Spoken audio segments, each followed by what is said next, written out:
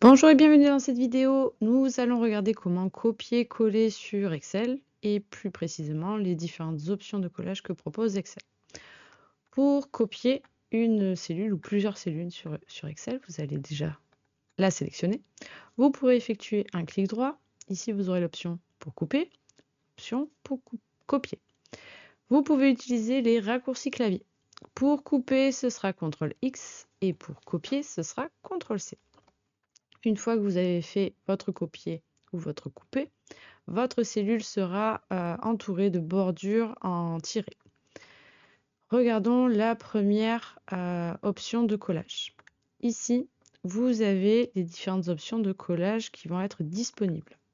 Donc, la première va reprendre exactement les données de votre cellule, mais aussi toute sa mise en forme. Ça correspond au raccourci clavier CTRL-V. La deuxième option, on va reprendre du coup une autre cellule.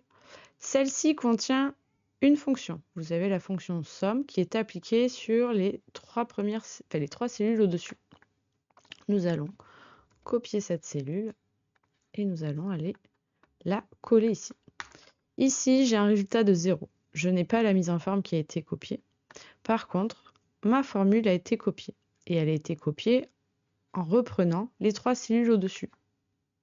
Tout comme ici. La troisième forme de collage. Ici, vous pouvez voir que cette cellule est en format date.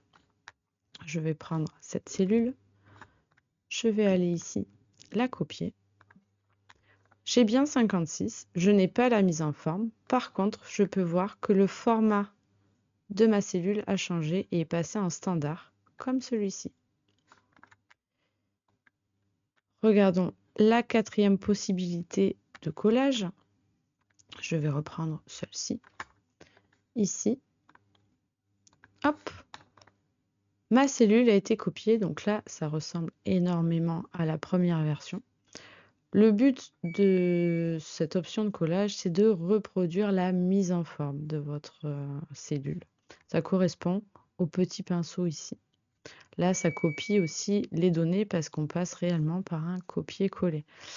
Si j'avais utilisé le petit pinceau, ça n'aurait pas pris les données, ça aurait juste copié la mise en forme.